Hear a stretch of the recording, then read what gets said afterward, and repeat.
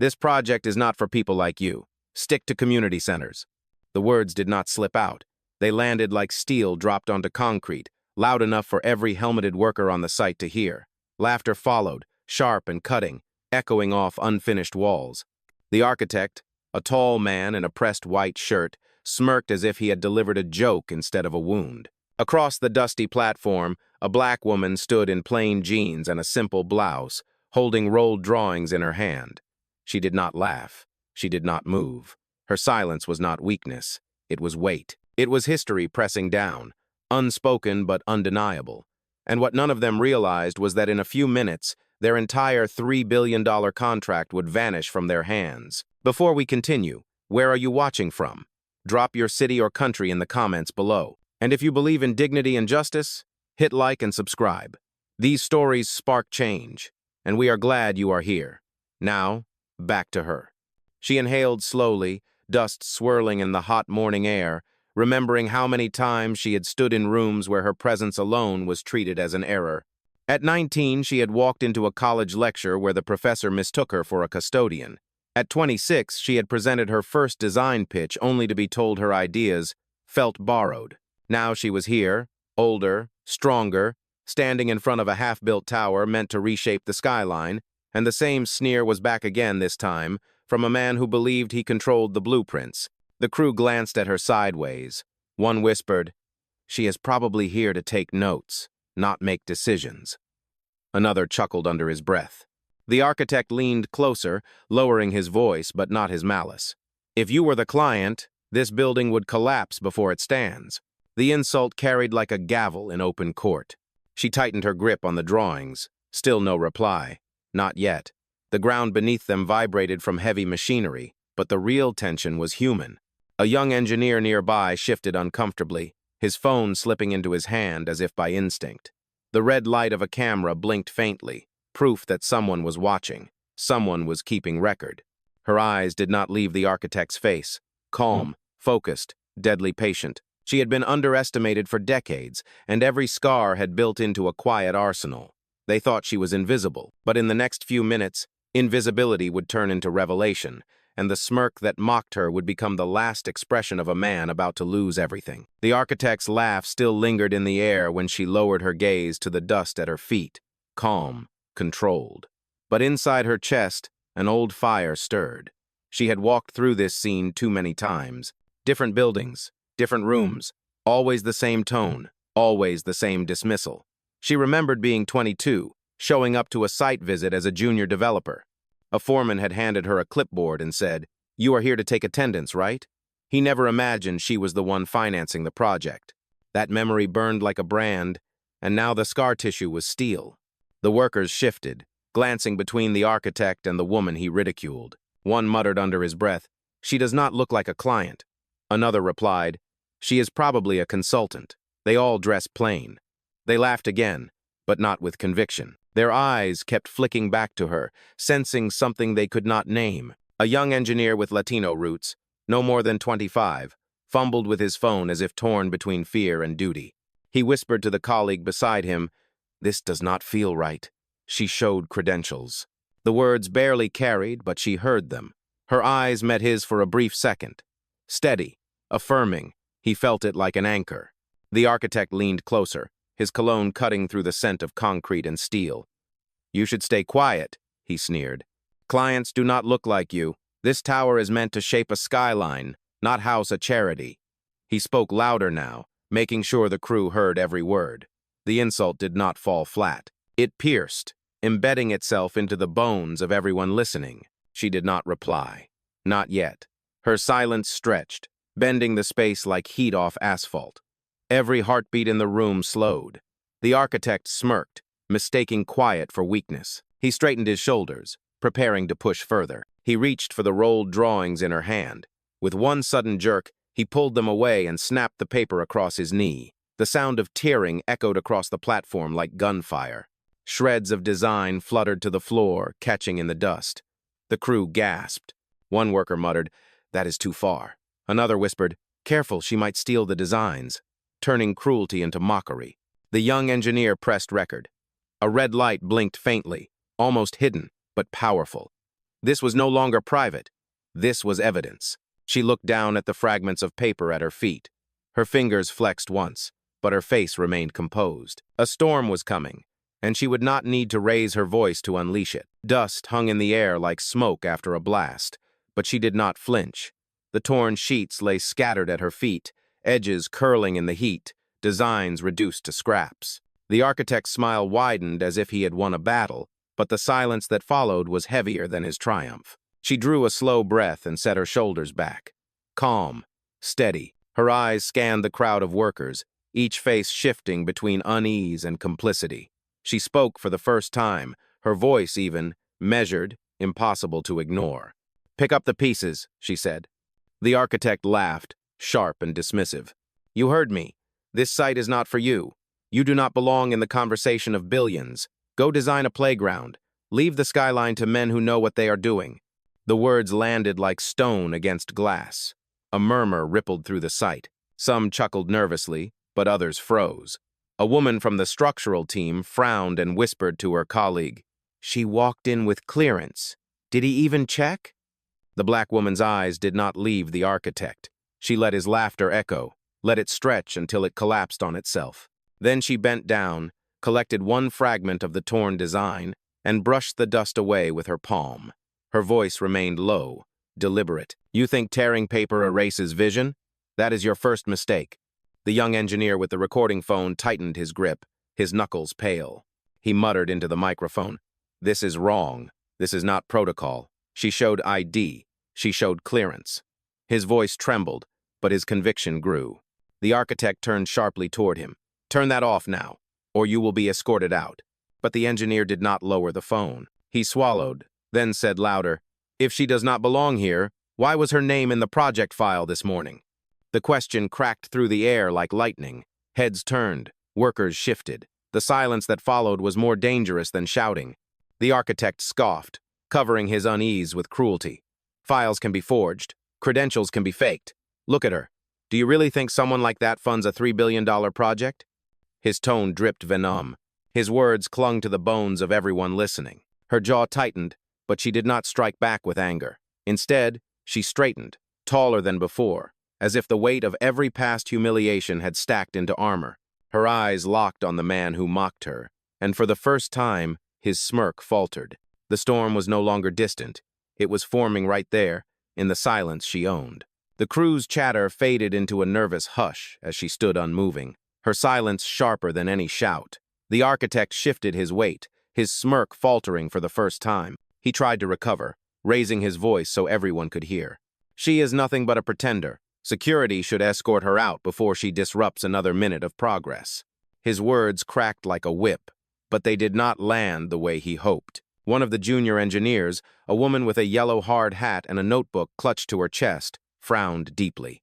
She glanced at her colleagues, then back at the woman who stood calm in the storm. Her voice was hesitant, but strong enough to carry. "She had clearance. I saw her name this morning. It was marked as Carter Global."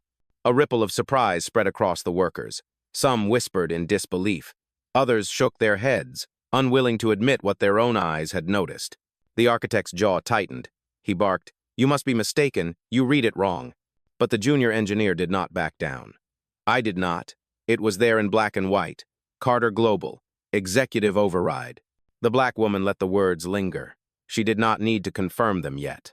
Instead, she lifted her gaze to the unfinished steel beams stretching skyward. The air was thick with the scent of concrete and the grind of machines, but under it all the tension was louder than any engine. The architect stepped closer, so close his shadow fell across her face. "Enough of this game," he said, low and sharp. "You are wasting our time. Show us proof you belong here, or leave before I make you leave." The crowd stiffened. The young Latino engineer with the recording phone whispered, "Do not touch her. Do not do it." His voice shook, but his camera held steady, the small red light glowing like a warning flare. She slowly turned her head, meeting the architect's eyes without a blink. Her voice was steady, almost soft, yet it carried across the site like a bell. "You mistake silence for submission. That is your second mistake." A hush fell over the site. Even the sound of machinery seemed to pause. Workers shifted uneasily, sensing the ground was about to move beneath them. The architect scoffed again, louder this time, forcing bravado back into his tone. This tower does not need charity faces posing for power. If you think you can bluff your way into billions, you are more foolish than I thought. She did not answer. She reached for her phone, her thumb hovering over the screen. The small motion was quiet, almost invisible, but its meaning was undeniable. She was not calling for permission. She was calling for protocol. And for the first time, a ripple of fear crossed the architect's face. Her phone lit up in her hand, the glow reflecting in her eyes as she pressed a single button. The air on the site shifted, subtle but undeniable, like a storm cloud sliding across the Sunday. She spoke clearly, her voice steady, her tone unmistakably in control. Activate protocol. Begin documentation. On the other end, a crisp female voice responded instantly, calm and efficient. Protocol initiated. Incident is being logged. Video feed synced. Audio recording live. The words carried across the speaker, ringing sharp in the ears of every worker nearby. The architect's smirk collapsed. "What is this? Who are you talking to?" His voice trembled beneath the bravado. She did not answer him. Instead, she raised her chin and looked around at the faces circling the scene. "Every word you speak, every insult, every attempt to erase me, it is already documented. Nothing you do here will disappear." A low murmur spread. Workers exchanged glances. Phones slipped out of pockets, screens glowing as more cameras were raised. The young Latino engineer, still recording, whispered to no one in particular, "She is serious. This is bigger than we think." The architect barked at the crew, trying to pull authority back into his grasp. "Stop filming. Get back to work. This woman does not belong here." But no one moved. The sound of construction had fallen silent, and the weight of his own desperation betrayed him. She stepped forward, her boots crunching over the torn fragments of blueprints. Her voice did not rise, but the clarity of each syllable struck like hammer to steel. "You ridiculed me. You tore my designs. You told me I did not belong, and you did it in front of witnesses." The junior engineer with the yellow hard hat spoke again, louder now. "I saw her name in the files. She is not lying." The architect's face flushed red. "Then you will lose your job for speaking out of turn." His threat rang hollow, and the workers knew it. Her phone vibrated again, and the voice of her assistant returned. "Ma'am, the board has been alerted. Would you like me to prepare the reassignment documents?" The words froze the air. Workers gasped. The architect's eyes widened. He stepped back, the false confidence draining from him like water from cracked stone. She let the silence stretch, then answered, calm and absolute. "Prepare them. $3 billion will not remain in the hands of men who believe dignity is optional." The crowd erupted in whispers, disbelief mixing with awe. Some began clapping softly, others shook their heads in shame. And standing in the center of it all, she did not smile. She did not gloat. She simply stood, calm and immovable, as if the tower itself rose from her resolve. The site felt suspended, as if every beam of steel and every grain of dust was holding its breath. The architect's voice, once sharp with arrogance, now carried a strain of panic. He jabbed a finger toward her phone, his words tumbling out faster than his confidence could keep up. "You cannot just walk onto a construction site and make demands. This is trespassing. This is fraud." But his words rang empty, hollow echoes against the weight of what had just been revealed. Workers exchanged glances, eyes narrowing, doubt replacing obedience. The junior engineer in the yellow hard hat took a step closer to her voice trembling but resolute. "Sir, we all heard her assistant. This is real. She has the authority." The architect spun toward her, face red, veins tight in his neck. "Stay out of this if you value your job." The young woman did not retreat. She clutched her notebook tighter, lifted her chin, and repeated louder, "Her name is in the system. She belongs here. She is not lying." The murmurs swelled. A foreman in his 50s, calloused hands resting on his tool belt, muttered to the men beside him, "If she is Carter Global, this whole contract is already hers. He is digging his own grave." The architect lunged for control, his words breaking into fury. "Enough, security! Get this woman off my site before she poisons another second of my project." But no one moved. No guard came forward. No worker obeyed. All eyes had shifted away from him and toward her. She took one step forward, dust rising beneath her boots.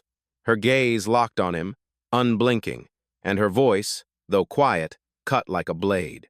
"You are not listening. This is not your project. It never was. You were invited to contribute, not to command. And your contribution ends today." Her phone chimed again. The assistant's voice returned, sharper this time, undeniable. "Ma'am, the reassignment protocol is ready. All files tied to the architect's firm have been flagged for termination, awaiting your confirmation." Gasps broke across the site like a wave. Someone whispered, $3 billion. Gone. Another muttered, "He mocked the wrong woman." The architect's face drained of color. His hand, once gripping authority like a weapon, now trembled at his side.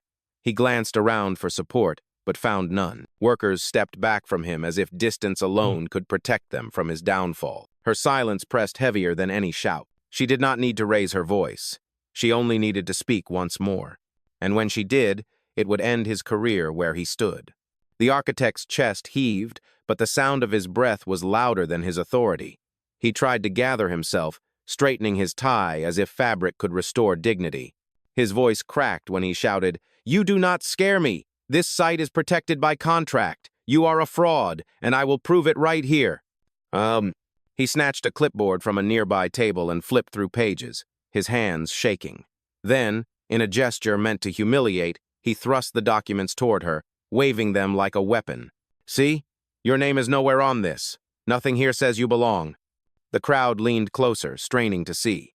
The junior engineer shook her head, speaking loud enough for all to hear. "That is not the master file. That is a printout from last month. She is in the updated system. I checked it this morning." The architect's eyes darted toward her, full of rage. He ripped the pages from the clipboard and, with one violent motion, tore them into strips, letting the paper flutter to the dirt. The sound was sharp, desperate. "There, now no one can prove it," he spat. The silence that followed was damning.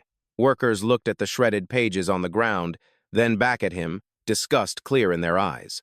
One voice from the back spoke bluntly, "That is not proof. That is fear." Her phone vibrated again. She lifted it to her ear with deliberate calm. "Confirm the files," she said. Her assistant's voice cut through the air, firm and precise. "Confirmed. Carter Global is listed as sole investor, sole client, and executive owner. Architect's firm listed under temporary contract, subject to termination." Gasps erupted. The foreman let out a low whistle. The young Latino engineer recording whispered, "It is over for him." The architect's face blanched. He stepped forward, desperate, and in his panic reached out, shoving at her shoulder. The touch was small, but the symbolism was enormous. Gasps turned into shouts.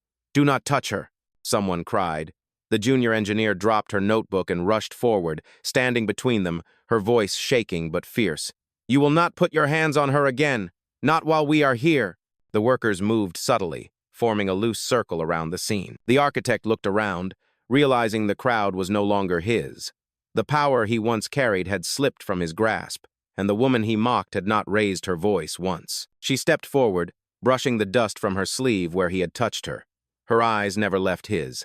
Her voice was calm, quiet, unshakable. "You just made your final mistake." Her words landed heavier than any hammer striking steel. The workers held their breath, the sound of distant machinery fading into silence. The architect froze, his hand still half raised, but the circle of people around them had already closed in. The air was charged. Every eye locked on the woman he had mocked. She lifted her phone again, her voice even, each word chosen like a blade. "Begin termination protocol. Effective immediately, revoke all contractor privileges associated with his firm." The assistant on the other end did not hesitate. Her voice came through crisp and final. "Confirmed. All files tied to the architect's access have been locked. His clearance has been revoked. A notification has been sent to the City Oversight Board." The architect's face drained of color. He spun toward the workers as if appealing for allies. "She is bluffing. None of this is legal. You cannot just erase a contract like that." But his voice trembled, and the doubt in his tone was louder than the words themselves. A murmur rippled through the crowd. One worker whispered, $3 billion does not move without Carter Global. If she says it, it is done." Another added, "I just got an alert on the project app. His firm's access is gone." The junior engineer bent down, picked up her dropped notebook, and stood taller than before. She faced him squarely. "She was not bluffing. You were." The architect's hands shook as he pointed at the black woman again, but now his gesture looked small, frantic. You cannot do this to me. I built this design. I shaped this tower. You cannot just take it away. Her gaze cut through him, steady, merciless. I gave you the chance to build. I trusted you to honor this vision, but you chose to dishonor the very person funding it. That is why your work ends today. The young Latino engineer stepped forward, raising his phone higher now. His voice was clear, no longer trembling. It is over. Everyone sees it. She owns this project, not you. The circle of workers tightened, no longer passive witnesses but a wall of silent judgment. Phones glowed from every angle, recording, preserving, ensuring the truth would not vanish into dust like the shredded papers at their feet. She took one final step closer to him, her presence radiating command. Her voice was quiet, but the weight of it pressed down like stone. You mistook silence for weakness. That was your last mistake. The architect stumbled back, his authority collapsing in real time, and the site itself seemed to recognize a new order. The architect's knees bent slightly, not from choice, but from the weight of the moment pressing down on him. His voice, once sharp enough to command silence, cracked like glass under strain. You cannot just walk in and claim ownership. Prove it, right here, right now. Her eyes did not waver. She raised her phone again, her tone measured, as though she had practiced this patience her entire life. Connect me to the board. There was a pause, then her assistant's voice returned, amplified by the speaker. You are live with the Carter Global Board of Directors, all senior members present. Legal documentation has been activated and filed. Please confirm your instructions. The workers collectively inhaled. The foreman removed his hard hat, holding it at his chest, as if he had just realized he was standing inside a courtroom, not a construction site. She took one step forward, her shadow falling across the architect who now seemed smaller than the dust at her feet. My name is Aisha Carter. I am the Chief Executive Officer of Carter Global. This project, valued at $3 billion, belongs to my company. I am the client, the investor, and the owner, and I will not tolerate bigotry in a space I built. Gasps erupted, louder this time, followed by a chorus of whispers. The junior engineer spoke out, her voice breaking but bold. I knew it. I told you all. She was in the files. She is the one. The young Latino engineer lowered his phone slightly, his hands trembling with awe. This is history, he murmured. The architect stumbled back, his lips parting but no words finding him. His arrogance had been stripped bare, leaving only fear. He tried again, his voice barely audible. No, this cannot be true. If you had that much power, you would not be standing here alone. Her eyes hardened, the memory of countless past humiliations flashing like scars made visible.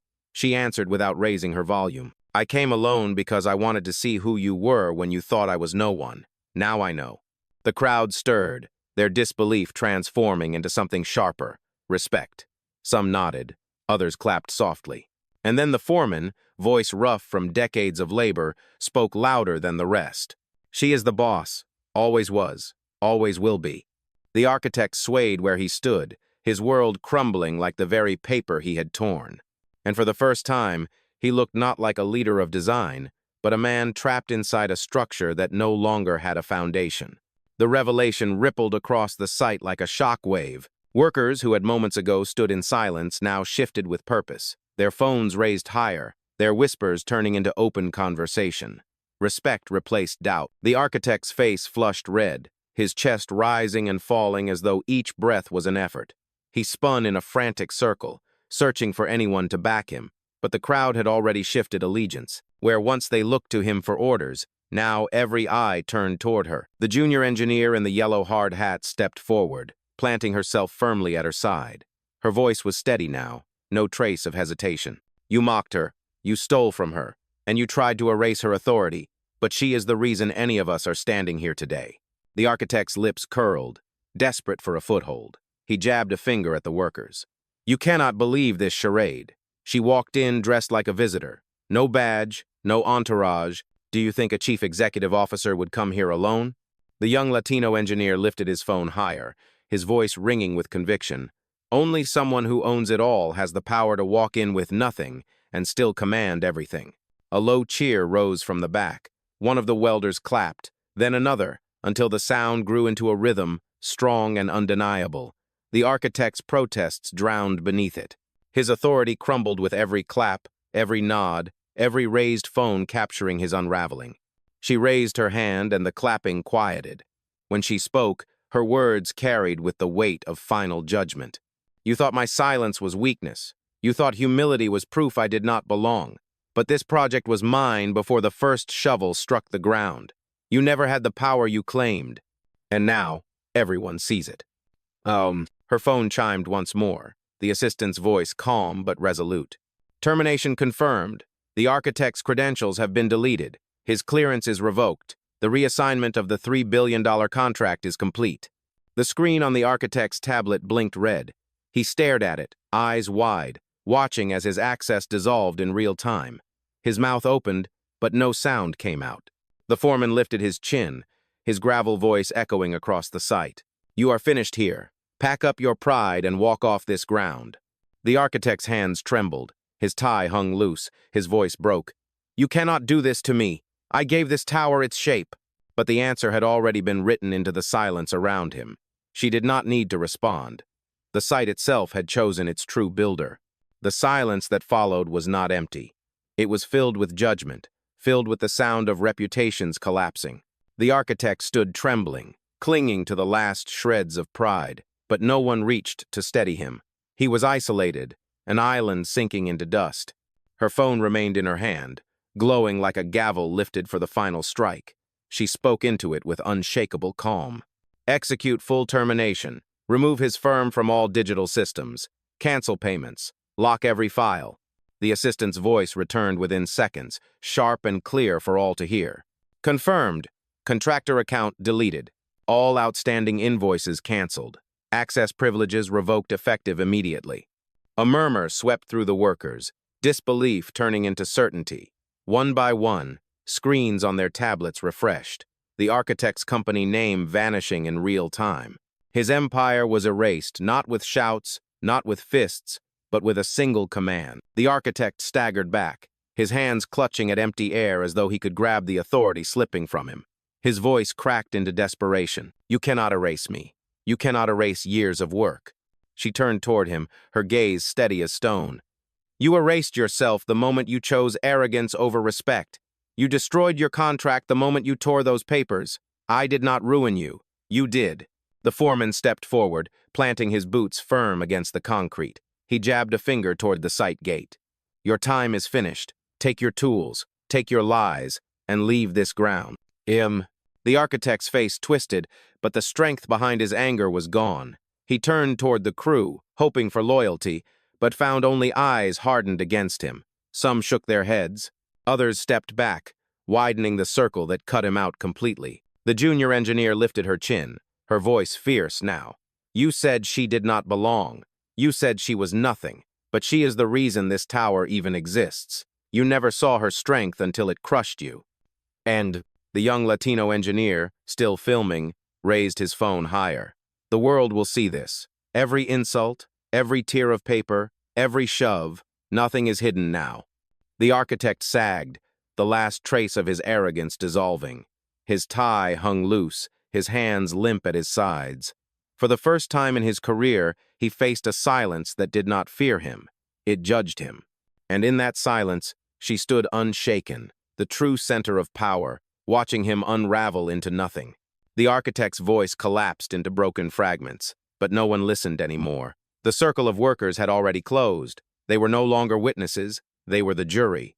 Every phone raised, every tablet refreshed, every eye fixed on the truth he had tried to deny. His reign was over, and everyone knew it.